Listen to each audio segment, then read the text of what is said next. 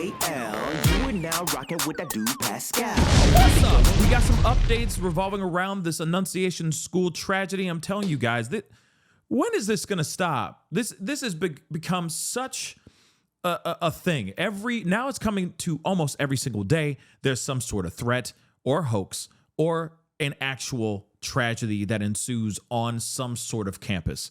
And it doesn't matter what age. It doesn't matter if you're in college. It doesn't matter if you're in kindergarten. There's always some sort of monster wanting to go out here and cause a whole lot of pain and a whole lot of trouble.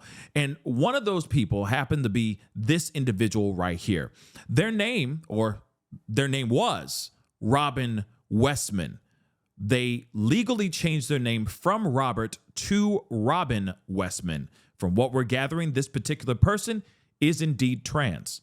Now, there's a lot of information that we're learning about this person. This person is very, very messed up in the head. This person had some serious mental health issues. And I'm wondering if anybody knew any of this stuff, if there was any warning signs of any kind. Did he get the help that he needed? That's one thing I'm still wondering. And I don't know if we're ever going to get that answer. Now, we do understand, just so you know, this individual, this monster, went onto Annunciation school grounds, barricaded the front door of this church, and basically pulled the trigger blindly through a closed stained glass window, aiming at the entire congregation that was in this actual church. What we're understanding is that every Wednesday, these kids go to mass. And this was the first mass of the entire school year. Yes, they were only 2 days into school, or 2.5 days into school. They started school on this past Monday, this very Monday. So again, what a way to start the year. What a terrifying way to start the year. We are now hearing that 2 kids lost their lives. 2 are now still critically injured. We have 17 people that were injured in that congregation as well, 14 of which happen to be children. Now, of course, as information starts to trickle out, we're starting to hear very heart-wrenching stories of kids and their acts of heroicism, their heroic acts, jumping on top of people, protecting friends, etc. It's very, very sad. And I think we're going to get more and more information as this whole story and this whole case unfolds. But one thing is for sure, this particular person right here was a very, very messed up individual. This person had some serious mental health issues. And I'm wondering if all of that just flew under the radar, or if they were getting the help that they needed. We also understand that the mom used to work or works at the school that they actually went in and did what they did. The question is she still a teacher at the school, during this whole situation, or if she was an ex-employee?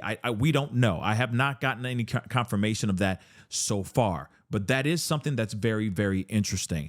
One main question I still have that's still burning in my bones, okay, is why did this monster choose this school? Solely because of the connection with the mom, with their mom, or not? I don't know, but it is interesting. There are photos of their letter, okay, where they are drawing out diagrams of the actual pews in the church. So this person was doing everything they could to prepare. This was a very targeted attack.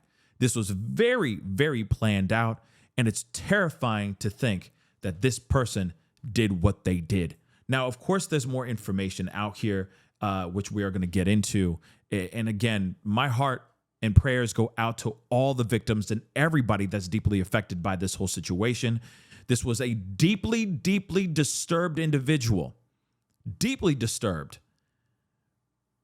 All I want to know is, what is the reason why? What are the reasons? And how can we prevent this from ever happening again in the future? I think that's one thing that we're all asking still to this day, even all the way back to Columbine, right? But they're saying here, let's get into this.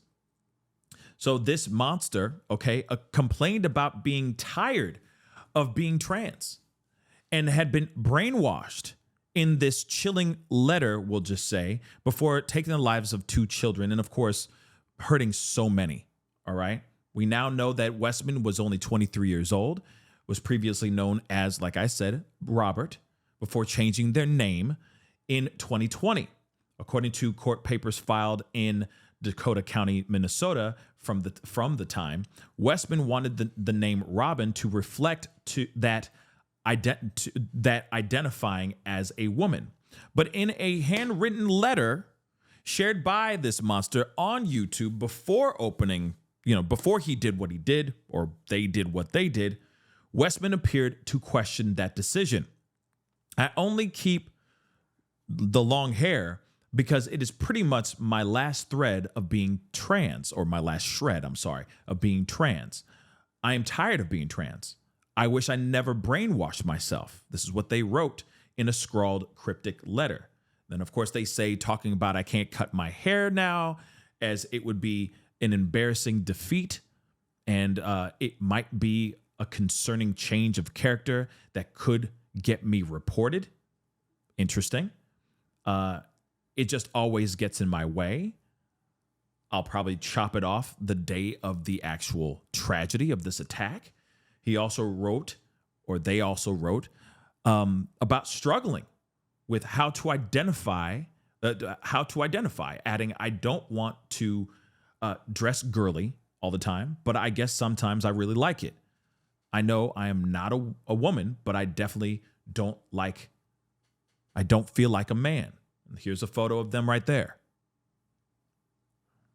And again, I mean, there's all kinds of information here that I'm not going to show you here, okay? But again, this particular person self-deleted, all right, outside of the school in the early morning hours of Wednesday, after doing what they did, okay? And this is just insane, all right?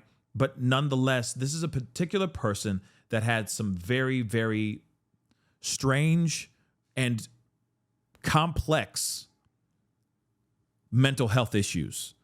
And like I said, the question still remains, is this a person that did people know about these warning signs?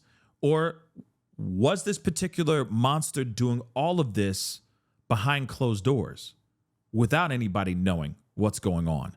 And I know some people can also suffer in plain sight, hide in plain sight while still suffering. But it is interesting that this person was drawing. Look at that. That's one of the pieces of paper, one of the notes that they had in their book, in their notebook. Look, it's a drawing of the actual inside of the church pews, and then, of course, where the altar is and all that stuff. This is some serious stuff, y'all. Again, this is somebody who is deeply, deeply disturbed, and then they did what they did. And I know that we're going to get more and more information coming out here, but I keep wondering how are we going to find a way to try to slow these kinds of things down?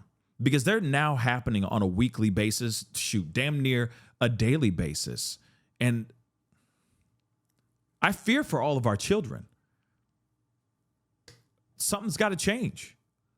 But of course, there's more information. We'll be talking about it more as time goes on. But I just wanted to quickly show you guys some information, some new updates on this particular assailant, this monster.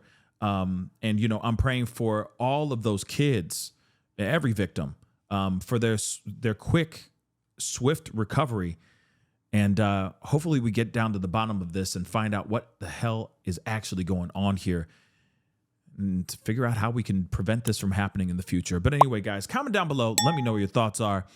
Hit that like button down below. Don't forget to crush that subscribe button, and we'll be talking here soon. Be good to yourselves. Be good to one another. This is The Pascal Show.